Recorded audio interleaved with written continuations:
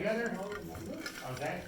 All right, so that was another example of frequent small group purposeful talk. I gave you guys time to reflect and to think about what we were learning and to process everything, all right? So, does anybody want to share one thing that you can improve in your classroom that would demonstrate the components of the power zone, being in the power zone? Anybody?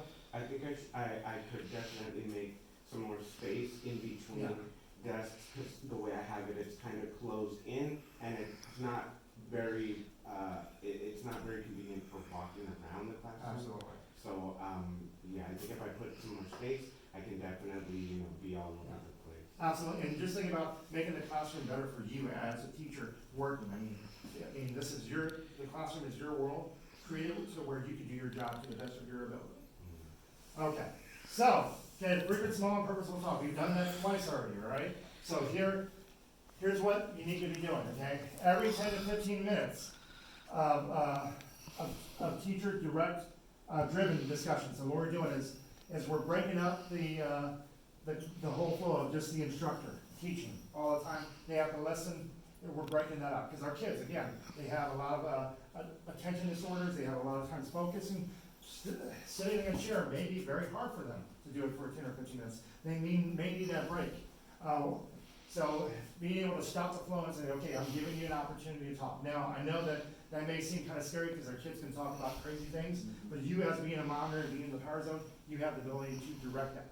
And now there's one key thing is, okay, so students discuss a C question or a clarification question. Okay, so where do I get these questions? Okay, so right here is examples of questions that you can kind of use to change things around and to you can apply them to anything that you are teaching and to kind of formulate your question. So if we were to go back to that lesson plan, let me see if I can do this. There we go. Okay, C question. So on your lesson plan, when you're lesson planning your week, you're expected to put about one or two of these. So think about your lesson. All right, what's a question that you can ask your students during that discussion? All right, that would kind of get their brain flowing, to kind of get them to maybe think about what they just learned, to perceive it in a different way. All right, reflective questions. Teachers, we're all about reflection, right? I'm going to grad school right now, it's reflection, reflection, reflection. But it does work. All right? Go over that. Okay, so, here we go. All right, so finding those questions so that when it's time to have that discussion, you're prepared for it, and you know what the question is, and you can, if you have to adjust, you're able to adjust. Because sometimes when you're teaching, the class can take you in a different direction. That's okay, but again, framing the lesson is you're in charge of your lesson. You want to get to that I will, so your student knows. All right, so. Small groups or pair share. I always usually do pair share, but I'm not saying you can't do like small groups. You know the environment of your class. You know that your kids, can they realistically do it in 2 or 3, or is it going to be too chaotic, and are they going to get off task? I always do either, hey, your pair share or your shoulder buddy. Go and talk to your shoulder buddy. Depending on the maturity level of the student, I would usually do 30 seconds to a minute. That's about my max. But if they're older, you might be able to hit 3 minutes. Who knows? If it gets really, I mean, sometimes they will surprise you. They will just, wow, you're actually having a discussion that's not about crazy middle school stuff. That's amazing. All right. So, and if possible, now I'm saying this is impossible. I know our kids have behavior issues, and we have to, we're helping our kids be effective in a classroom, and it may not fit everybody, but if possible, to get them moving. Okay, middle school, this may be kind of scary for you. All right. But getting that kid moving, okay, so for example, students here, okay, we're gonna have a discussion. Go to your next table, find somebody over there that you don't know, and go talk to them about your discussion, about your C question. So it gets them moving, gets them breaking that whole lesson of just instruction, and they're moving and they're getting refreshed in the brain. Okay, benefits of doing this. Allow students time to translate adult speak to kids, kids. I messed up on that one. Allow students time to translate adult speak to kids speak over concepts. Okay, so pretty much when we're teaching, they might not understand all of our vocabulary. They still are at a lower level than us. They process information at a different rate. So maybe communicating with another student will allow them to understand that concept in a language that they can understand. Okay, and then you're also providing peer support. They can rely on their peers. Maybe there's a peer over to the left of them that knows the information, and they're too afraid to ask you. Well, they can collaborate and work together to find the answer. And it also brings back attention span on the lesson. That break. That, okay, we're receiving instruction. Okay, let's get up, let's go, or let's talk. Let's get back and let's get focused. And also, like I said before, time for reflection. And any misconceptions that are happening. All right, if a student doesn't understand something, maybe their peer can help them out. Okay, so thinking of the lesson frame you created. Okay, so what you just created. Come up with clarification questions you can ask about 5 to 8 minutes of your lesson. So just think about your we will and I will. Take a look at it. What's one question that in the middle of the classroom, you can stop everything and just say, hey, let's have a discussion on it. Just a question. To make them reflect. And it doesn't have to be difficult. Just what's something that, or maybe there's a problem, or there you suspect a difficulty with that art project that may be coming up. I mean, you as an art teacher, like, I know they're gonna have a problem maybe drawing this feature. So maybe you could bring that up in a discussion. Or maybe it could be like, hey, all right, 1 minute, I want you to talk with your partner and share one feature of the body that you guys thought it was easy, and then one feature that you thought was hard. And create that dialogue. And then they're learning off of each other.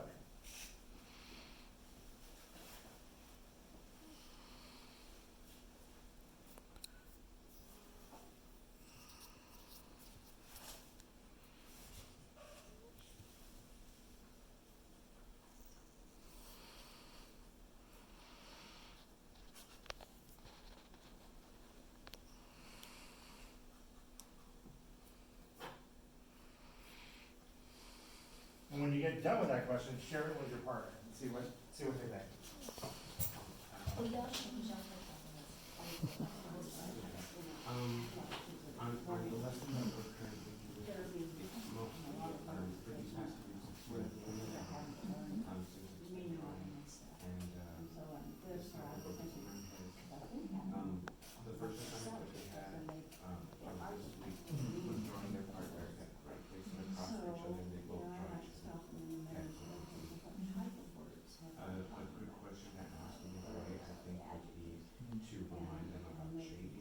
Ask them, hey class, what's one of the ways that you can add shading to this drawing? Right, since it's drawing to make it look more realistic. And some of the students have been using a shading pencil to use it to draw. I think to try to translate everything we do into everyday life, so I would just say, hey, where have you seen examples of propaganda on TV? And after reviewing those terms, you Yeah, probably since they're start to, choosing. but I like to try to make it feel, make them feel like. Well, they They can see every day. Okay, does anybody want, okay, want to pull it all in? Does anybody want to share, their like seat question? Their sheet question? Yeah, the one you created?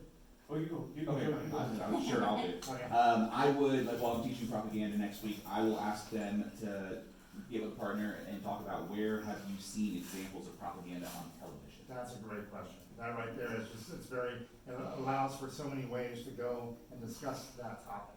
So it gives them a lot of freedom to express themselves. Okay, awesome. I'm gonna try to get you guys out of here. I know, we gotta get out of here. So, all right, so we've already done that. All right, recognize and reinforce. All right, so this is where I think for, as teachers, we always seem to recognize that student that's giving us the issue, right?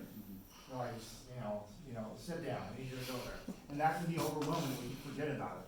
Recognizing and reinforcing is, we're not just focusing on we're not just focusing on the bad behaviors, but we're also focusing on any type of achievement, all right, that is happening. That student that's maybe, for example, Joe over there has got F's all the time. Well, for some reason, he went up to a D, or he went up to a C. Hey, that's something, you know? Because our kids are coming back with, they're not at the same level. They may be a few grades behind, so their self-esteem may be very low. But being able to recognize any type of growth, any type of positive thing will really push that kid, okay? Also, don't get used to providing reinforcement only to negative behaviors. Reinforce the positive ones, okay? So that pretty much, that's you. All right, so we have to identify, recognize this. I see the behavior. I'm seeing it and I'm observing it. Reinforcement is that, hey, good job, Johnny. Great job for picking up that trash over there. You did a great job on that assignment. Okay, that's your reinforcement. So don't get used to only providing reinforcement to those negative behaviors, all right? So that would mean, hey, you need to sit down, okay, you've got detention. And that, in the environment of a classroom culture, you can get stuck in that. But you always need to find every opportunity to give praise, to give a high five. It doesn't have to be candy or a treat or a prize. It could be just, hey, you did an outstanding job. And say it out loud in front of everybody. They love that. Okay, try to focus on, okay, so this can be overwhelming at times to try to bring that in your classroom. So just think about 2 behaviors that you want in your classrooms, things that you're getting tired. Maybe it's language. Maybe it's, hey, I want everybody to come in, grab their journals and sit down, okay? And those are your target ones for the week or for like the month. And you just focus on that, okay? So when you see Joe go over there and he's grabbing his journal and his pencil, you make a big deal about it. Hey, I see that you just came in here and you grabbed your journal, you grabbed your pencil and you sat down. Great job, man, that's amazing. And you say it out loud, and that will really change the environment and the culture of your whole classroom. Because I'm like, hey, I want that. I want to be recognized. I want to be a reinforcement. And that happens in middle school. I know when I give somebody, I recognize something, I reinforce it. They're like, well, I'm going to go grab my journal over there right now, you know?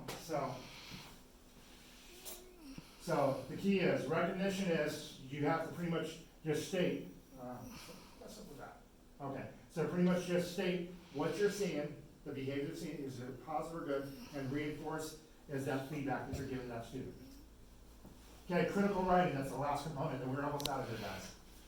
All right, so writing, I know our students, they're coming in from a different generation with just texting and A, B, C, and D, but there is science behind writing and learning, okay? So the benefits of critical writing increases overall literacy. When people write, their literacy increases. Improves retention and refine and distill understanding of the concepts. Okay, so when it's another way of perceiving the information that they just got. All right, it's not just verbally, but now it's being in reading and writing. It also increases the amount a student can learn and the speed. If they do it every day, they are improving their brains and they're getting smarter and they're getting quicker. And it can be done in any subject. So even art, even at PE, we could do this, all right? And what our campus wants, what our administration wants, is we really want this in every classroom. And now, when we say critical writing, it does not have to be something like a one-page. No, we just want kids constantly using another form of learning, another form of perception of the content we're giving them, so that they can understand the content. So how can this be done? Your warm-ups. Who does those already, right? Warm-ups. Yeah. So when they come to the classroom and you have a warm-up on the board, they're writing. They're doing something, all right? Exit tickets. Everybody's familiar with that? Yeah. So before you leave, I want you to write an answer to this question. Okay? Bam. That's critical writing. All right. Journals. In English, I do that all the time. All right. So hey, we're going to write about it. All right. Providing them with questions and make them think and allow them freedom to express. It does not, so again, it does not have to be long. It could be on a note card. It could be on like a sticky note. Here you go. I want you to write me the 5 keys of this historical subject. Yeah, go.